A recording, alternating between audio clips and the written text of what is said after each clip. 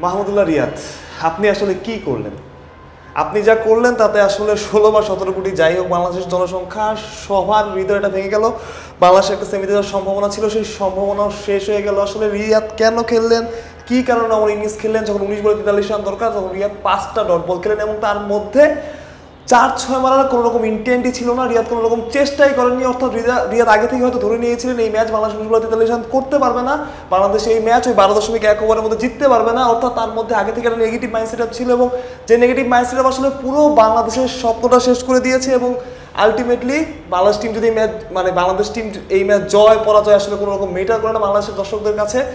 এবং আমি আসলে হলফ করতে বলতে পারি, বাংলাদেশ যারা খেলা দেখে, যারা বাংলাদেশের ক্রিকেটকে পছন্দ করে, তাদের সবার জন্য এমন একটা ইনিংস, অনেকটা আকাশ ভেঙে পড়ার মতো। আসলে রিয়াদ কেন খেললেন, কি কারণে খেললেন, সেটা হয়তো রিয়াদই ভালো বলতে পারবেন। আমার কাছে আসলে কোনো ব্যাখ্যা নাই। আপনার কাছে কোনো ব্যাখ্যা আছে? ব্যাখ্যা তো অবশ্যই এই ধরনের ইনিংসের সাধারণত থাকে না, কেননা হচ্ছে মাহমুদুল্লাহ রিয়াদকে বাংলাদেশের মানুষ কি বলে জানে? ফিনিশার।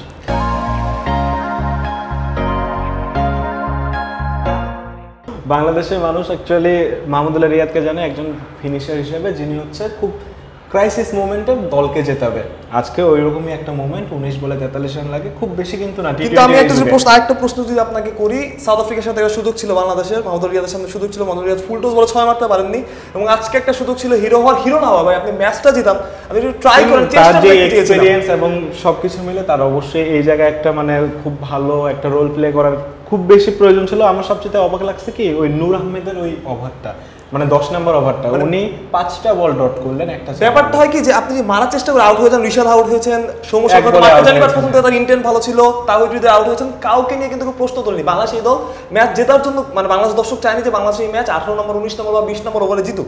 বাংলাদেশের মানুষ চেয়েছে বাংলাদেশ ম্যাচটা 12.1 ওভারের মধ্যে জিতুক, যাতে বাংলাদেশ সেমিফাইনালে কোয়ালিফাই করতে পারে। এবং এটা অনেক বড় সুযোগ। আপনি যখন প্রথম 2টা ম্যাচ হেরে যাবেন, খুব বাজেভাবে হারবেন, কোনো সুযোগ আপনার সামনে নাই, তখন একটা সুযোগ হুট করে চলে আসে, এটা আপনি সৃষ্টিকর্তার উপহার হিসেবে নিতে হবে এবং আপনার চেষ্টা করতে হবে। আসলে বলা হয় না যে ফরচুন ফেভার্স দ্য ব্রেভ, ভাগ্য আসলে সাহসীদের পক্ষে দেখেন। আমি সরি টু সে বলতে হয় যে আসলে আমার মনে হয় না মাহমুদুল্লাহ রিয়াদ সেই সাহসী লোকটা যে বাংলাদেশকে এই পজিশনটা জিততে পারে।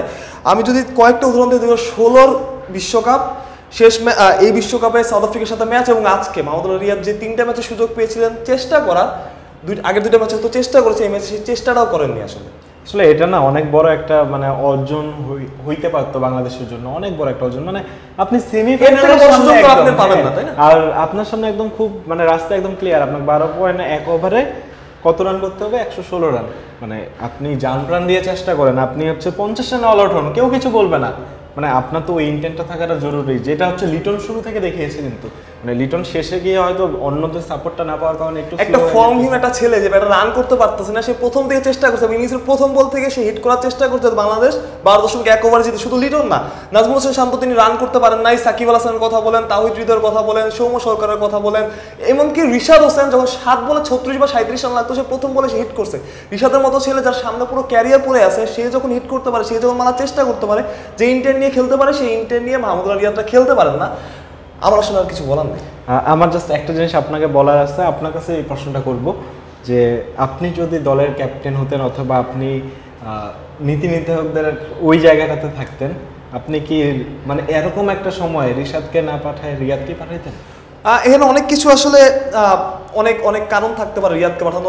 মানুষ এক্সপেরিয়েন্স ক্যাম্পেইনার, সে ওইভাবে খেলবে। আমি জানি না রিয়াদের প্রতি টিম ম্যানেজমেন্টের মেসেজ কি ছিল। এই বিশ্বকাপে কিন্তু ঋষাদ অনেকবার মারতে পারে। হ্যাঁ, আমি জানি না টিম ম্যানেজমেন্টের প্রতি রিয়াদের মেসেজ কি ছিল, টিম ম্যানেজমেন্টের পরিকল্পনা কি ছিল। রিয়াদ একা জিততে চাননি ম্যাচটা ওই সময় 12.1 ওভারের মধ্যে না, টিম ম্যানেজমেন্ট সহ আর ওই সময়ের মধ্যে তারা হালে ছেড়ে দিয়েছিল যে এই সময়টা 19 বল 43 রান করা সম্ভব না।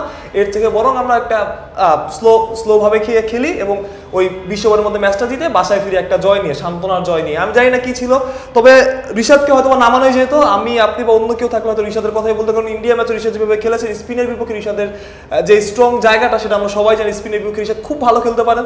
সো ওইখানে ঋষাদকে নামালে হয়তো আরেকটু বেটার কিছু আশা করতাম। আমি অন্তত আসলে ইন্টেন্টটা দেখতে পারতাম ঋষাদের মধ্যে, আমি মনে করি। কারণ যখন 7 বল 36 বা 37 রান দরকার, প্রথম বলে নেমে একটা ছেলে হিট করেছে, তো নুন আহমেদের বলে থাকতেও হিট করতে পারতো। 19 বলে 43 রানের সময়টাতে তিনি অবশ্যই আরো হিট করে খেলতেন। যাই হোক, রিয়াদের আসলে কি হয়েছিল অথবা তিনি ওই সময় অমন একটা ইনিংস কেন খেললেন, এটা একমাত্র তিনিই ভালো বলতে পারবেন। বাট সব মিলে বাংলাদেশের সেমিফাইনাল স্বপ্নটা নষ্ট হয়ে গেল। এইটাতে আপনি কতটা ব্যথিত?